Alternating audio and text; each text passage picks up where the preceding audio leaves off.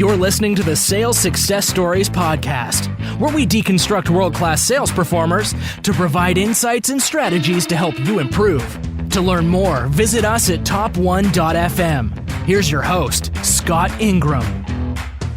Today on the Sales Success Stories podcast, my guest is John Reidelbach. John is a senior account executive at Emerson. Welcome to the show, John. Morning. How you doing, Scott? I am doing fantastic. And as I promised in the last episode, after interviewing a series of sellers from startup companies, we're overdue to get back to someone who's working for a much larger, more mature company, and Emerson certainly fits the bill there. And John, you have been with Emerson for coming up on 17 years, right? Pretty close, yeah.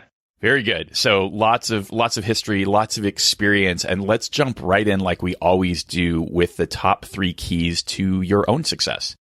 Yeah, so the 3 things I would attribute to, first would be to pay your dues. I mean, there's no shortcuts to success. You have to go at it with a learning mentality, and you have to pay your dues. You have to start off basically where you're at and keep on moving. That's the first thing, is you can't expect to be at the top of the leaderboard overnight. You've got to put the work in. The second one is to keep learning, and a lot of my peers tend to shy away from that, thinking they know everything, but there's always something you can pick up, whether from a book or from a podcast or even from classroom training. There's always something you can take with you to use in your daily job. So I focus on that. And then the last thing is just to stay humble. Even though you may make it to the top of the leaderboard, there's other folks who aren't there, and you can always reach out a hand and help bring them up and actually help them improve their game as well. So never get too full of yourself. Always stay humble. Beautiful. Well, let's talk about each of those in turn. When you think about paying your dues, what does that look like? What's the expectation that you think people should have? Right. So in my situation, when I came on to Emerson, it was actually through an inside sales role. And the recruiter came to me and said, "John, we have an inside role for you." And I said, "Nah, I'd really rather do the outside role if I could," because I had been doing outside sales for the 4 years prior. And so he said, "All right, we'll interview you for the outside position." And the hiring manager took the time and sat me down. He said, "John, I like your background, but you don't know the industry and you don't know our company well enough. So instead of setting you up for failure, we really think you'd fit better in an inside role for a couple of years and actually learn the business and learn the customer base, and that way you'd be better prepared." And initially, I didn't want to do it. I told the recruiter, "I'm not interested in this. I'm not going backwards from outside sales to inside sales." But he really said, if you pay your dues and you really focus on growing with the company, it'll be worth it to you. And it's a good company to be involved with. So I took his advice and took a step back and did inside sales for 3.5 years, learned a tremendous amount about the power industry and a lot about sales and customers as well. And that way, when I was an outside position opened up that didn't require me to move, I was ready to jump into it, and I've been in that role ever since. And you feel like that investment of time, I mean, in what may have felt like a step back, that 3.5 years and paying your dues, did it pay dividends, right? Was that investment of time worth it in the longer term?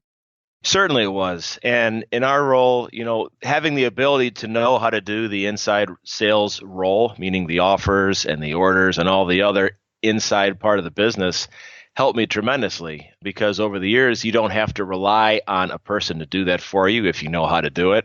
And currently now we're actually looking for an inside person, so I'm doing that role anyway, my own offers as it relates to that. But certainly you have to put the work in. And I wasn't afraid to, roll up my sleeves and get involved in some things, and it helped me in my career. So I think it was definitely a wise move. Awesome. And we typically talk about this later, but let's just jump up the schedule. When you talk about keep learning, what is that for you? What is your information diet? What are you using to continue to grow yourself and improve yourself?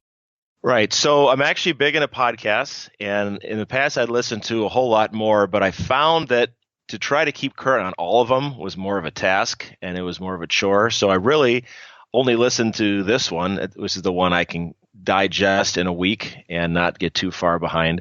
But then, books. This podcast has been a great opportunity to expose some new books that I've been in. And recently I'm going through Start With Why by Simon Sinek. And I actually never saw his TED Talks, but quite a few people saw me reading the book on the plane, and they're like, "Yeah, that's a great book. That's a great book." So I'm enjoying that currently.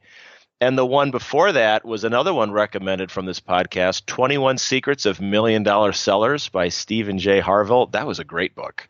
That was a really good one. I took some good notes on it. So between the podcasts, books, I would also say classroom training.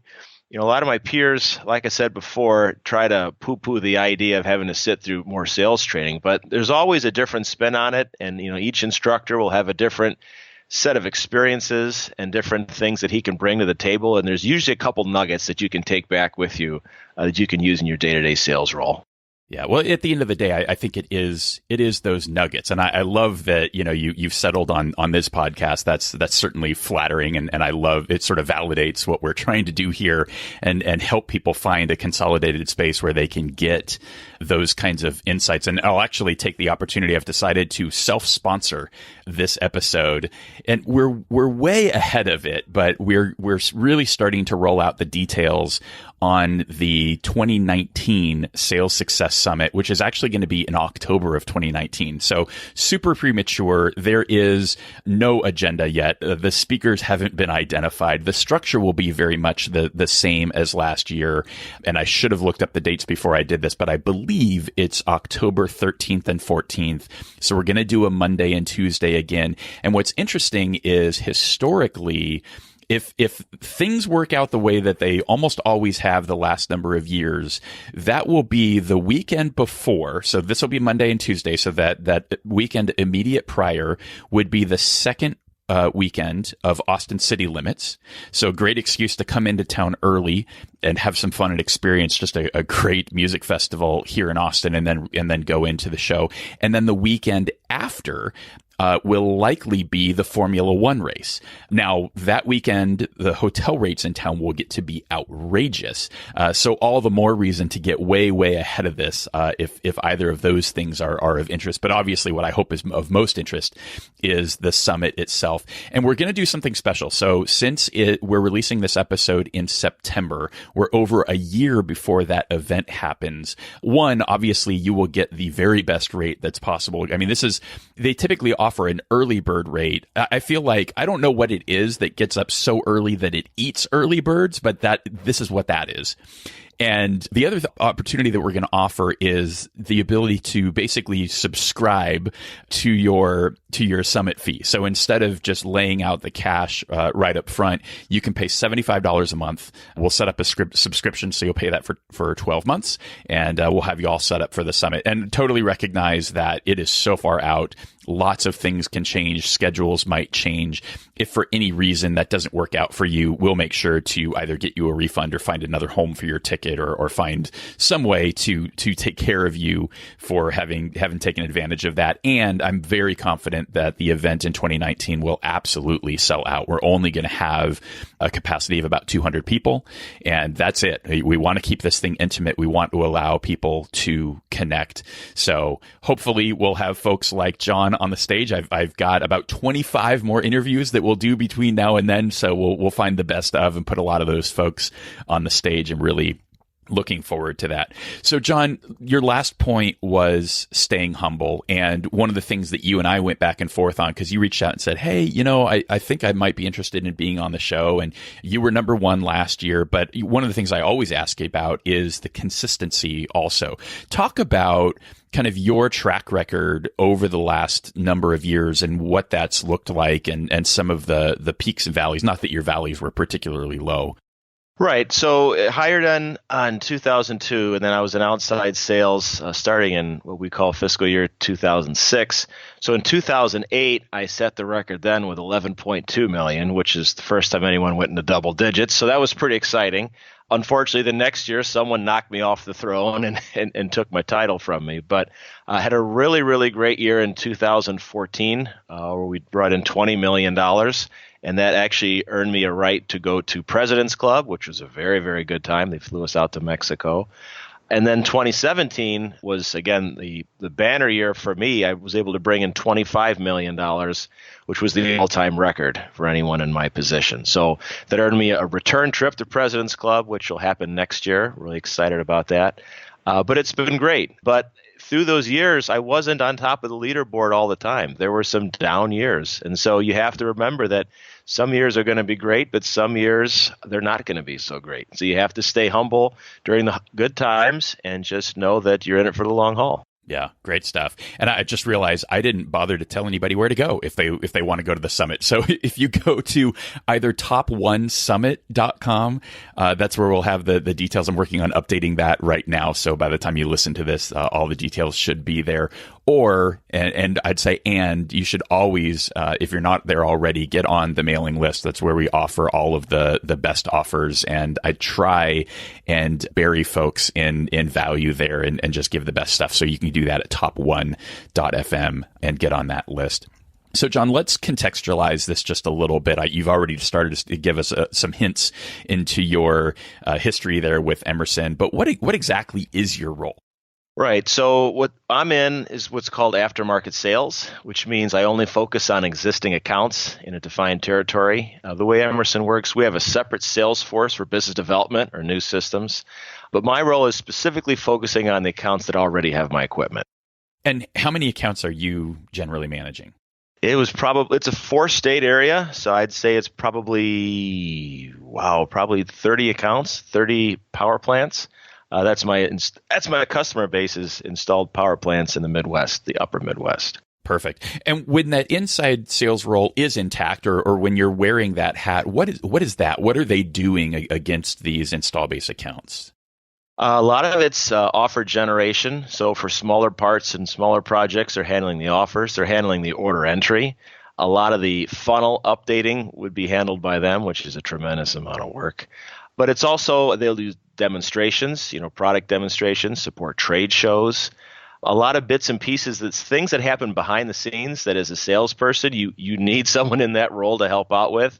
And you're very much appreciative when that person's there to help you out. Yeah, but it sounds like you're doing all of it right now, and sounds like you're having a really great year yet again.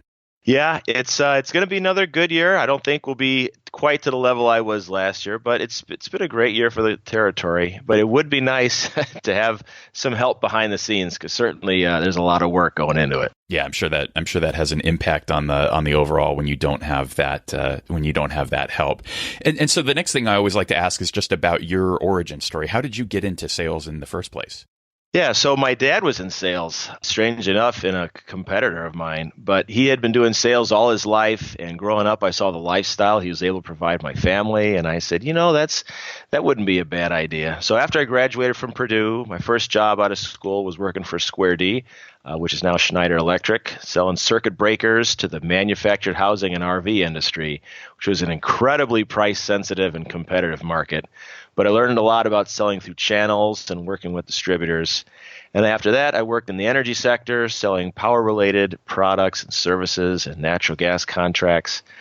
Then I found myself looking for new opportunities, and I worked with a recruiter to bring me to Emerson, which is where I've been to this day. There you go.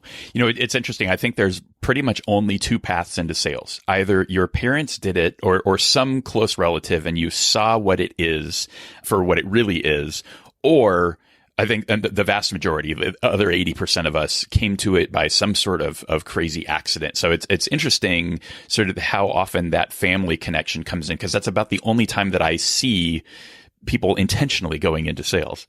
Yeah, because a lot of people have preconceived notions, or I don't want to do sales, I don't want to sell cars. Well, that's not really what it is. I mean, if you see what it is on the industrial side, it's completely something different, and I love it. I couldn't see myself doing anything else. Yeah, absolutely. So given that origin, I mean, is there anything that you would have done differently if you could start over today knowing what you know now?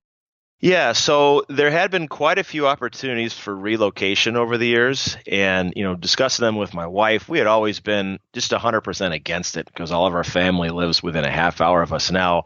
But I think looking back on it, I think once you get older, you start to think, well, that wouldn't be that bad of a place to live, and it's a whole lot warmer there than it is here, and you start thinking about things in a different perspective. So I'd probably maybe to have a second look on some of the positions that were open that required relocation, because it's not a bad deal to live in other parts of the country, and it's I think it'd be interesting to look at. So we'll see. Yeah, there you go. So over those 17 years, is there a favorite sales story that you have? Maybe it was the biggest deal, maybe it was the hardest won deal, or maybe it was just an epic failure that you learned a lot from. Yeah, so there was a good one. So this was several years ago, but I was pursuing an enterprise deal with a large utility, and we had all the follow-on meetings with the engineers, with the technicians, and everyone was on board with it. And finally, it was time to present to the supply chain. So I had my boss with me. We go to headquarters. We get the slide deck out. We present all the values and benefits of the project. And then it came time to go to the price slide. And so a lot of times in supply chain, they don't really understand what they're buying, but they know it's a price tag to it. So we get to the price slide, and I put the price up there, and someone from supply chain raises their hand. I'm like, oh, great. And they said, John, is that the price per year? And I about fell out of my chair because that was the total price for the entire contract. So let's talk about leaving money on the table. But what it showed me is that just because you think a price is big, and that had been the biggest deal I had ever worked on, you shouldn't assume that the customer always thinks it's that big, because they might have had bigger contracts with other vendors, and that may not have been that big to them. So you shouldn't prejudge something just because the price tag is high. That doesn't mean they're going to push back. Oh, such a good, valuable story. You know, one of the things, one of my own personal rules, and it took me a while to develop this, is I have a rule that I never negotiate with myself. You know, and meaning that, you know, as you're putting together that proposal, you're thinking, no, it should be less than that. That seems like a lot of money. Like, why are you doing that? Put it out on the table and see how they react. And I've heard a ton of stories like this. And, you know, you're tempted to say something like, oh, yes, this is our new subscription model. So that will be your annual price. I mean, as long as you understand the value and you feel confident that that's a good deal. I mean, you're not trying to, you know, push something that's too high. As long as you understand that, then you present the value, and hey, there's a lot of value to this. So I thought it was a good story. Yeah, absolutely. I think that's a great story, great example. And again, the lesson that comes from it, I think, is what's most important. So you've accomplished a ton over these years. What are you most proud of? So probably some of the deals I'm most proud of maybe weren't the ones with the biggest price tag, but the ones where the customer had told me that, John, you know, we've chosen another vendor. I'm sorry, but it's going to be sole source to them. And I don't really like taking no for an answer. So they just gave me an opportunity to regroup, try to strategize, and see who I can talk to try to make another attempt at this. And on a couple of those occasions, I was able to actually break through and secure the order. It was a lot of work, but the fact that they said it was impossible and I was able to pull it off, those are my best stories. That's awesome. And is there, when you've won those opportunities, I mean, it is a lot of work. So I guess two things. One, how do you make the choice and decide to double down and that it's going to be worth that extra effort to try and make that happen? And when you have broken through and won, has there been something that's allowed you to do that, or something you did in your approach? Yeah, so on the ones where they told us we were, you know, the decision was already made, I found out that the decision is actually made by a committee, and there may have been one person who wanted to go with another vendor, but the other folks were open-minded. So I made sure to talk to those, you know, director level and above people to say, look, here's the value, here's what we can bring to the table. And, you know, when it's on a committee, if you can get a majority of the people on the committee, you're going to be successful. So we'd use that. We also used some performance guarantees that we knew our competition couldn't do. And so once we put that in the offer, really the decision was made to go with us. So it was two great opportunities. Awesome. And I love that, because you really sweetened the deal, not with a discount, which I don't think in those situations ever wins, right? If somebody's made a decision or has made that verbal decision and is like, you know, this is what we're going to do, dropping your pants further does not appear to do anything, but adding something of additional value, that certainly can. Well, and the bigger thing is you have to get into the opportunity early enough to where you can influence the specification. And that was the big part of it, was that I was chasing the opportunity for so long. I was involved before it hit the street. And so I was able to craft where our strengths were regarding performance guarantees, where I knew my competition couldn't go. So that's really another part where we were successful. Got it. Now, what is the biggest challenge that you face, or maybe put us at a time when you found yourself struggling the most? Well, there was a specific opportunity I was in with probably the toughest purchasing agent I'd ever worked with. I mean, we submitted the price, the plant wanted to use us, But once it goes to supply chain, all bets are off because they could take it in a whole nother direction. And he took our price, Scott, and he sliced it and diced it 8 ways from Sunday, broke out the hardware, wanted all these different levels of information. And this all took time. And my contact at the plant said, John, I'm not sure what the holdup is, but we certainly want to go ahead with this project. And they knew that they were running out of time. So when it came down to it, eventually you just have to draw your line in the sand and say, look, this is my final price. And if we don't get this project going soon, we're going to miss your outage. And once he realized that, he had run out of time, then the game stopped and he eventually cut us a purchase order. But it was brutal. So sometimes you get a hold of a purchasing agent and they just, they're very good at what they do. And you could tell this guy had been to his negotiating classes. Thankfully, that purchasing agent left the company, so I don't have to work with him anymore.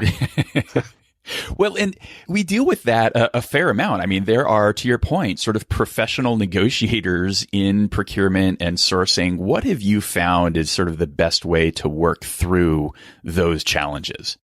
A lot of times, they're incentivized on getting a lower price. And, this is business. You do have to negotiate without a doubt. But what he was asking was completely, unreasonable. And the things he was going after, no one had ever asked me to do before.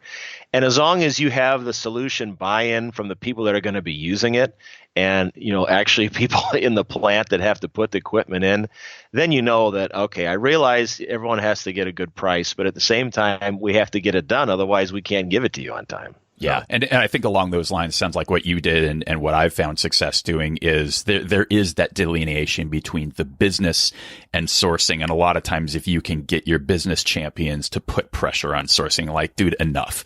We need this. Let's make this happen. That oftentimes will break through the roadblock that is the sourcing team. Exactly. Yeah. So, John, let's talk about routines, starting with just, what's a day in the life like? The alarm clock goes off, you hit that. What time is that? And what happens from there? Yeah. So when I'm home, I've got 4 kids, wife and 4 kids, and from high school all the way down to an almost 3-year-old. So that is completely busy and chaotic in the morning. But once that's done, the first half of my week, first couple of days I spend in the office sorting through items, getting work done, talking to customers. But then the latter half of the week is when I'm actually on the road in an airplane, flying all over the place and then on-site meetings. So I try to break it up that way. And it's being in sales, it's almost impossible to not miss any sporting events or any kids' school events because there's always some of those. So you have to really try to find the work-life balance, which you never get 100% right, but you try to do your best to make it all work out. But when I'm on the road, the biggest thing I try to do is I try to be as productive as I can. So if I'm out, customer dinners late at night and I'm on the laptop till the wee hours of the morning, the more I can get done there, the less I'll have to do when I'm back home, and I won't have to be stuck in a closet with the laptop while the wife and kids are looking for me. So I really try to make the most of my time when I'm on the road. Got it. So, yeah, I have to imagine that with 4 kids, that's at least twice as many events that I have to manage through. So that's got to be a challenge. But give us a little bit more detail. I mean, let's get more granular in terms of what the structure of maybe each of those days is, right? So an office day in the early part of the week, and then just how you're managing travel on the back end. Yeah, so office days, I mean, the phone never stops ringing, as I'm sure you're aware of. So you have to be flexible to deal with the emergency that's coming up or the customer that needs this bit of information immediately. So there's a lot of flexibility in the first couple of days a week because you have to be. You also, one of the things I do pretty religiously is I use the tasks portion of Outlook, because if you don't have a reminder of what you committed to people or what your headquarters is working on for you, you're going to miss commitments. So I use that very, very religiously to make sure I'm on top of all the tasks I promised and make sure my headquarters folks is delivering on what they need to. So that's a lot of what Monday and Tuesday is. But come Wednesday, I'm at the airport flying out to anywhere in the north and the upper Midwest. But it's all about making the most of my time. So again, the laptop is on when I'm in that hotel room and after the customer dinners are done and after the site meetings are done. One of the things I do to stay organized is the night before, I'll always do a pre-call plan. So if I have a big meeting the next day, the night before, I'll write down, the key objectives of the meeting, who's going to be in the meeting, some notes to make sure I'm prepared, some questions I want to ask, some objectives I want to get out of the meeting. And I find that if you do that the night before, then when the morning comes and everything starts to get chaotic, you already have that down and you're more prepared when you walk into the customer meeting. And the other thing I do that's pretty consistent is that I'll always write my schedule out the night before. So if I know I've got to be somewhere at 8 a.m., that means I have to wake up at 5 to hit the gym, and then I've got to get breakfast and then get the donuts. And I plan it all out to the hour. That way I'm not running behind the next day. Beautiful. Good plan. Are there any other kind of habits or routines that are central to your success?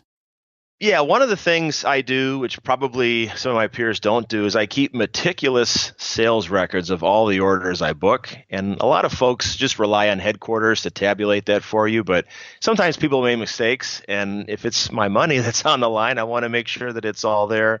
So I keep really meticulous notes on all the orders and all the offers that went out, just so I'm organized to make sure nothing falls through the cracks. That's, it's a good one. And I've actually not been doing a great job of that of late, but I'm typically like you, really on top of that and just keeping track of the commissions. And, I often will find mistakes and, strangely, they're almost never in my favor. No, funny how that works out.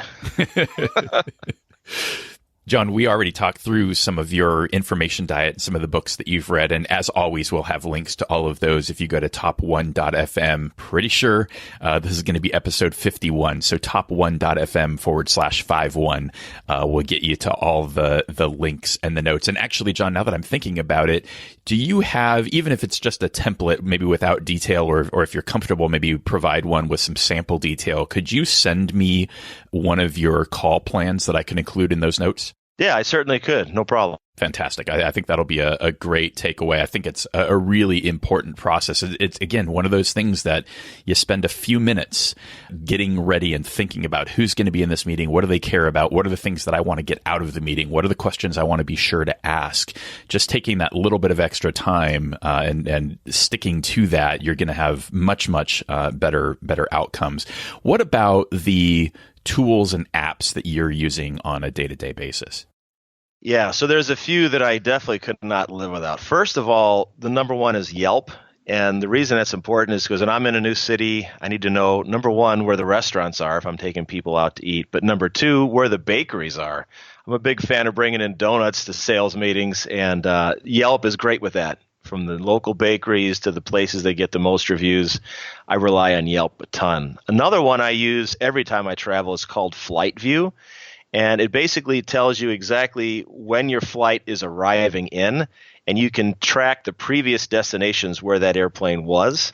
So a lot of times the airline will not be the first to tell you if there's a delay, but if you can see where that inbound flight, when it left, if it left an hour late, you can bet that it's not going to be arriving on time. So I use that to make sure if I'm going to make a connection, if there's going to be delays, I stay on top of it.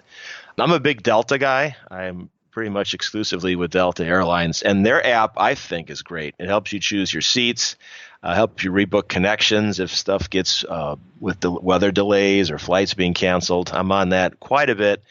And then the last one is LinkedIn, specifically more recently. I don't use it to prospect per se, but I use it to find out, where my contacts are, if they've been promoted, just to get a feel for if there's someone new to the company. I can do a background search on them and understand, where they're from, what their experiences are. Those are some of the tools I use that are really valuable. Awesome. And we'll have links to all of those on top1.fm/51 or, plus or minus one if I screw it up. So, it's interesting you talk about that. I think that I'm going to need to do some type of, maybe we do a panel style webinar or something to talk about travel programs and how to maximize those. Because, those of us that are on the road, there's so much opportunity there that I think we can take advantage of. So if that would be of interest of you, will you drop me a note and tell me that's a good idea or I'm just crazy and that's irrelevant? You can just send that to scott@top1.fm. I always love hearing from you guys that are listening to this show. John, is there a particular sales philosophy that you subscribe to?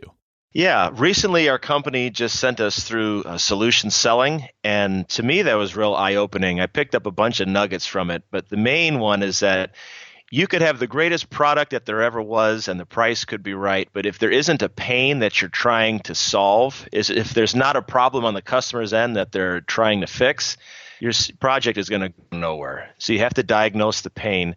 And what I also found from that is, documenting every step of the sales call, from when you're in a face-to-face meeting to the follow-up action items to the documentation as it moves forward. The solution selling I thought was a great philosophy. Now, I don't use all those methods 100% perfectly now, but it's something we're taking as a company, we're standardizing on, and I think it's going to be a great change. Awesome. And so that is some of that classroom style training that you were referring to earlier? Yes, exactly. Perfect. What is the structure of that? I'm not hearing about a lot of companies doing kind of formalized sales training programs anymore. So that's great to hear. Yeah. So what it is basically, you have sales guys like us, we're on the road constantly. So you had to lock out a week where there's an instructor going to be in, and they bring all the sales force in. And the biggest thing with solution selling is you're not pushing widgets. You're not pushing something onto a customer. You're diagnosing what issues they're having from an organizational level to that individual's problems he's having at the plant. And then you're helping to understand that pain and then matching that pain with a product or service that you can offer. So it's a whole different way of selling than just trying to push product onto people. Yeah, great stuff. Now, how would you describe your style? Personally, I'm more of an introvert, so I'm not the in-your-face, loud sales guy that maybe people are used to seeing, but I take a more methodical approach, a lot of planning, and I really care for my customers, and I want them to do what's right. So it's really more of a laid-back approach, not something that's very aggressive.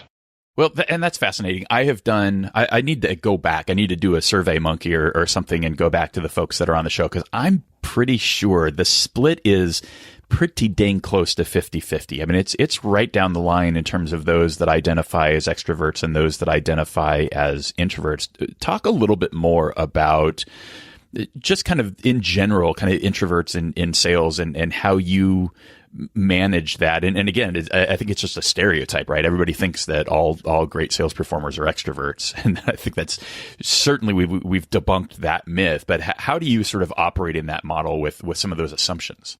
Right. I mean, I think the biggest thing is, whether you're this slick talking sales guy or whether you're more quiet or reserved, at the end of the day, the customer wants his problems resolved. And so even though that you're an introvert or whether you're an extrovert, the most important thing is that you're keeping track of what you promised, you said you would do, and you're delivering on that. To me, I think that's the most important thing a customer wants, is to make sure the salesperson's reliable and he does what he says he does. So in my case, like I said, I'm more of a quiet guy, but nevertheless, if I tell you I'm going to do something, you can believe that I'm going to do it. And I think that means a lot to my customers. Ah, great stuff. Now, what about motivation? How do you think about motivation and what motivates you? Yeah, so some of my part-time hobbies is running. Like I'm a marathon runner, and all runners are the same in that you're always chasing your personal best. You're always chasing a PR. So in sales, it's no different. I know what my best year is, and I always want to do better than that, and I want to lay out a plan to get there. So you're always trying to find out how you can better yourself and how you can do your best year ever.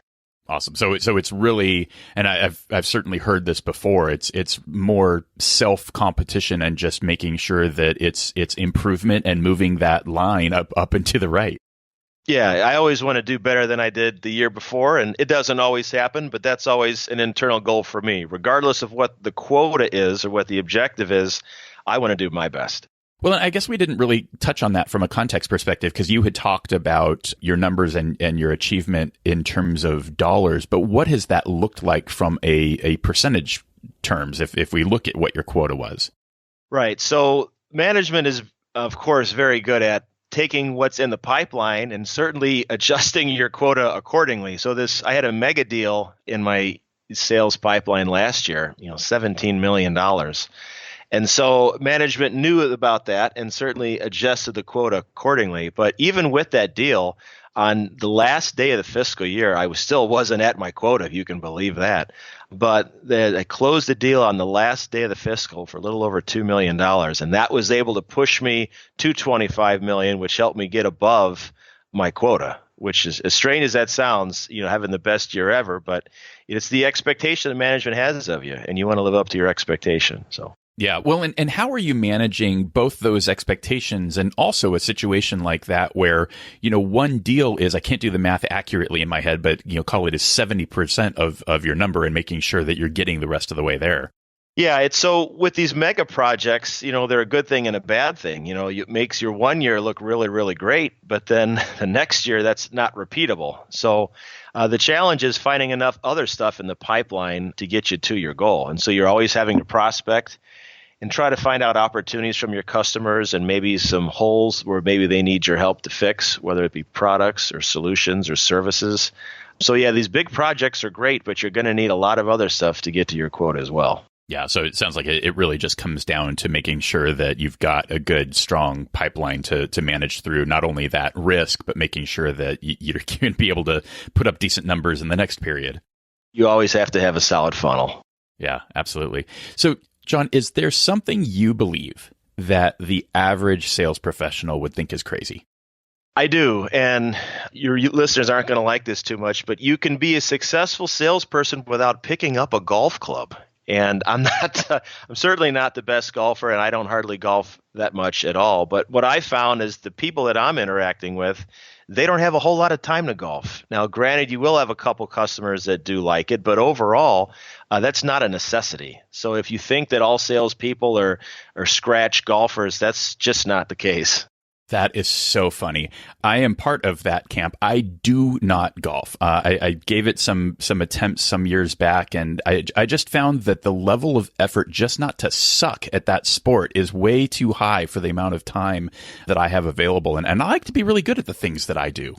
Well, the other thing is that, with a family with 4 kids, it's tough to get out on the weekends for a round of 18 holes when there's baseball games and basketball games and family events, and especially if I've been gone during the week, makes it even tougher. So it's really an uphill battle, and I don't really golf that much. I golf when I have to, but it's not something I would go out and do, willingly. Yeah. Well, I don't even do that. I don't do it.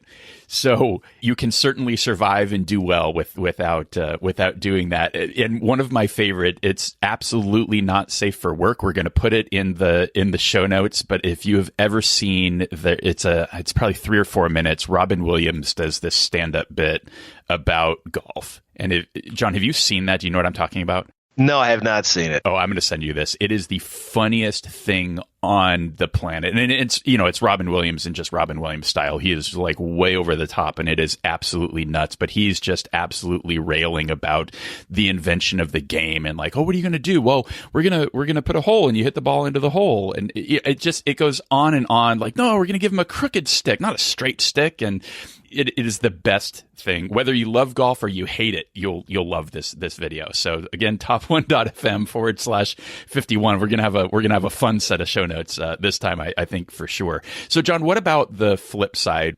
Is there something the average sales professional believes that you think is crazy? Yeah, something that I think that other people think is crazy is that some people think training is a waste of time. And my opinion is there's all value in training, and you can always learn something from someone else who has a different perspective or maybe is coming from a different industry. So if some people who think that training is crazy, I think that is crazy. I think there's always something you can learn. Yeah. Well, you probably speaking to the choir with this crowd. I think we all believe in, it's not training necessarily what we're doing with this show, but just, continuing to invest in your craft and learn. And you don't spend an hour or more listening to these episodes if that's not of interest. John, what have been the most important decisions you've made or lessons you've had to learn to get where you are today? I'm going to go back to when I took the inside sales position at my current company. And that was something that I thought and prayed long about, because that's a career move to change what you're doing and completely change the role. But I took a long-term approach. And so my advice would be, don't just take a job, take a career and look at if you see yourself with that company in the long term. And that's the decision you should make, is to look at a long-term view of it, not just the short-term job. Oh, great stuff. I like that. Well, so I think that's a really great transition into kind of the advice dispensing section, where I ask what advice you would give to somebody that's just starting out in their sales career today. Yeah, I would say, we talked a little bit about training, but I would also lean back to reading. I mean, basically, when you listen to this podcast or when you read books about sales, you're going to find people in other industries that they're still in sales, although it's a different product, but there's things you can learn from the approaches they take to the philosophies they're using. You're going to get fresh perspectives when you look outside of your own company and see how other people do it. And that could be in the form of a book. It could be in the form of a classroom-based training, or it could be in the form of just listening to other podcasts to hear how other salespeople are doing it. So the other thing I would say along the lines of training is, my company offered tuition reimbursement for graduate school, and I took advantage of it. And for the longest time, I thought, no, I'm never going to go back and get my MBA. But then there was a key person in my company who said, John, you really should think about it. It's a good move for your long-term career if you invest the time into it. And I really thought about it. I said, you know what? I am going to do that. So I went back and got my MBA, and I never looked back. It was a great decision. Now, when did you do that? Because that sounds extraordinarily challenging with the household that you have. Yeah, so that was between 2014 and 2016, and I went with University of Phoenix for their online program, and that was the only way I could do it, was an online-based curriculum, and it was a really, really tough year and a half, because every time I was in a hotel, I was on that laptop doing the coursework, doing the reading, taking the tests. It was a humongous time drain, but I'm so glad that I did it, and I'm so glad that it's done, because it brought a whole new perspective of business in general. I would recommend that to anyone who's thinking about it. Yeah, that's fantastic. And I am also a University of Phoenix grad. And it's so funny. I have so much fun with that because I went and actually got my bachelor's from University of Phoenix, because I started my first company when I don't remember if I was 19 or I was 20. But I went and I was working and building that company and kind of did it as a bit of an afterthought, but I felt that it was an important thing. And it has certainly been a critical part of my career where most importantly, I just needed to check that box in a couple of instances where I wouldn't have been able to progress without it. But I always turn it into, people ask where you went to college, and, it's not the most grandiose, well-known university. I always turn it into a trivia question. And the way I spin it, now I've already given you the punchline, but I always ask people, I say, well, look, I went to a college that has hosted multiple football national championship games in their stadium, but they don't have a football team. Nice. So nobody's ever gotten that answer. Now, fans of the show, I've ruined my joke here, but I always have a lot of fun with that, and it just confuses the crud out of people. I did it. I was still in Southern California at the time, and I actually went to a local campus, so I didn't do the whole thing online. But people are just confused, and the first hint that I give them is that it's based in Arizona, and that doesn't help anybody. It just confuses the world. So we have a lot of fun with that.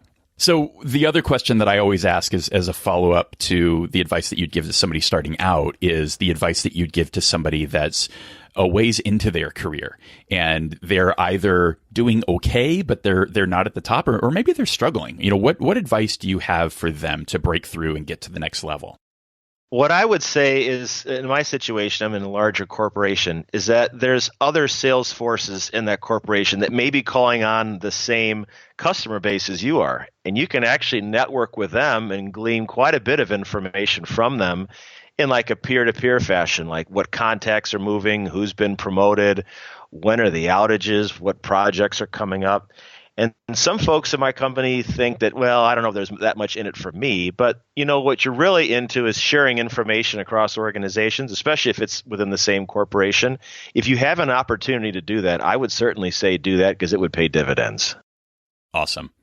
Now, John, you probably know my trick here, but I'm going to ask the questions anyway. And the first is, what would you want to know about top sellers in other organizations? What I would want to know is how often they have sales meetings or an opportunity for their peers to interact. I really wish our company did more of that, the more peer-to-peer interaction, because I want to learn from the folks on the East Coast and the West Coast. What are they doing? How are they setting up their sales calls to bring about success? So that would probably be my main question is that how often do they get together as a sales organization to share best practices? Oh, that's interesting. So like, most organizations have some type of, maybe it's an annual sales kickoff. Others might have quarterly business reviews that typically my experience has been that's been a subset of the team. That's not bringing the whole team together. What is your own experience with that? How does that work at Emerson? Well, we've had sales meetings in the past, but lately we've tried to rely on more WebExes, which is a more cost-effective way to share information, but you're not interacting with people the same way. And that's the kind of the thing we miss, or at least the part that I miss about it. The other question I would ask, Scott, is, we're getting ready to launch our first CRM for Emerson, at least for my division. And I'd be interested in knowing how they interact with CRM. How much time does that take? What does that entail? Because we're getting ready to launch that next year, and that's going to be a big step change for us. So I'd be interested to know how other companies handle it. Yeah, great question.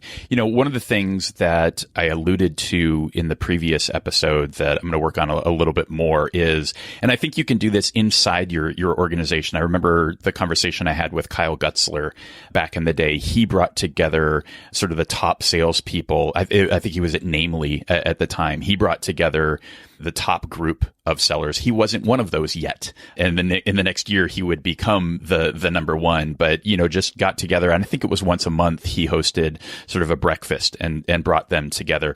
And I think this idea of a sales mastermind, if your company is not offering that, or you could get additional value from doing that, I think one of the things to consider is doing it for yourself inside your organization, right? Be Kyle, be the catalyst that brings some group of people together. And maybe it's a virtual thing, right? If you're spread out all over the country, maybe it's a Friday afternoon. Hey, we're going to get on a Google Hangout or Skype or, whatever your technology is. And heck, maybe we're going to have a beer. It's Friday afternoon. Let's set up a call, 4:00. We'll have pretty much wrapped up our days. And let's just talk about what's working, what's not working, and have that opportunity. Because anymore, so many of us are remote or we're in these distributed teams and folks are all over the place. That's what I think you can do within your organization. I'm also looking at finding ways to help put fans of this show together into groups to do that for themselves, not from any type of profit motive perspective. Frankly, I don't have time. I've got enough on my plate than to add one more thing that I'm trying to manage. So I think we're going to do a bit of a pilot of that model and some other community things that I'm working on for the folks who sign up and take part and register for the 2019 Sales Success Summit. So go to top1.fm, go to top1summit.com. Get involved in that, right? Throw down the credit card, invest in yourself and in your future, and know that you're not going to have to wait an entire year to get value. I'm going to do some other things in the near term to hopefully help you realize some more immediate value and get something out of that. John, who is the most successful salesperson you know personally? Yeah, so there's someone who I would say almost as a mentor to me was there when I hired on, was a guy by the name of Stuart Miller. And as I was in the inside sales role, he had that role previous. So I relied on him daily for questions and just needing more information. And he was never too busy to spend time and answer any question I might have or show me some things that I needed more information on. And he's been a phenomenal seller. He's since been promoted to sales manager, sales director. Now he's a vice president of the organization, just recently moved to Singapore. So he's a great guy. I got to catch up with him last year. He's doing phenomenally well. His family's doing well. So he would be the guy, Stuart Miller, that I'd recommend as one of my main influences. Fantastic. Well, as you know, we always try and well, actually, before I go there, is there anything, you're a big fan of the show. I know you did a lot of prep. Is there anything that we didn't already talk about that you were hoping to mention or share with the audience? Yeah, I guess in the sales role, sometimes people are drawn to it because of the glory of being the number one salesperson. What I found is that there isn't a whole lot of glory there. I mean, you realize that if you had a great year, you had a great year, but the folks in engineering, the folks in projects, they could care less. You're just another sales guy. So if that's one of your motivating factors, I wouldn't put too much weight on that. You do your best, you stay humble, and I think that's some of the keys to be successful.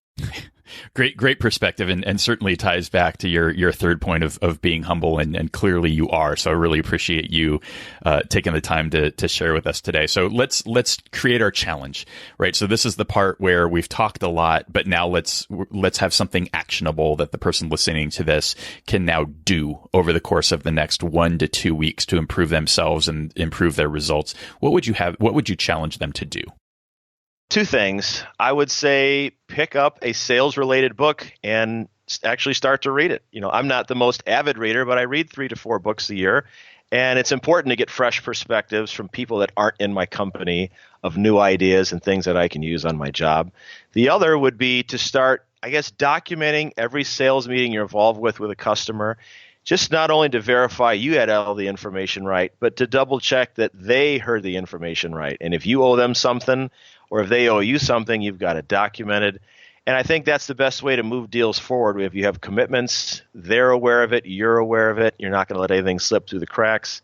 I think if you start those two things, I think you'll see some positive results. Fantastic. John, how are you doing that documentation? Is that longhand? Is that in a tool like an Evernote or something like that? What does that look like? No, it's nothing too fancy. It's just going on Outlook and drafting up an email, say, I appreciate your time. Here's the things we talked about. I owe you these 3 things. And we talked about, the following projects, may happen in 2019 or 2020, and just get something documented on paper, and just so that they can have it, because a lot of times you'll forget what you talked about, or they'll forget what they talked about, and you have a record of it. So that would be nothing too fancy, just something on Outlook, copy yourself so you've got a record of it as well. But just something to remind you of the meeting you had and the action steps moving forward. Great stuff. So not just documenting it for yourself, but documenting it with your customer. Yes. Beautiful. John, this has been fantastic. Thank you for being a fan of the show. Thank you for reaching out and being willing to give back and contribute to the community, and continue to inspire us and help all the rest of us improve. Thanks for having me, Scott. It's been a pleasure. Thanks for listening to the Sales Success Stories podcast. To be sure you never miss an episode, and for an invitation to our sales success community powered by Influitive, subscribe to our newsletter at top1.fm.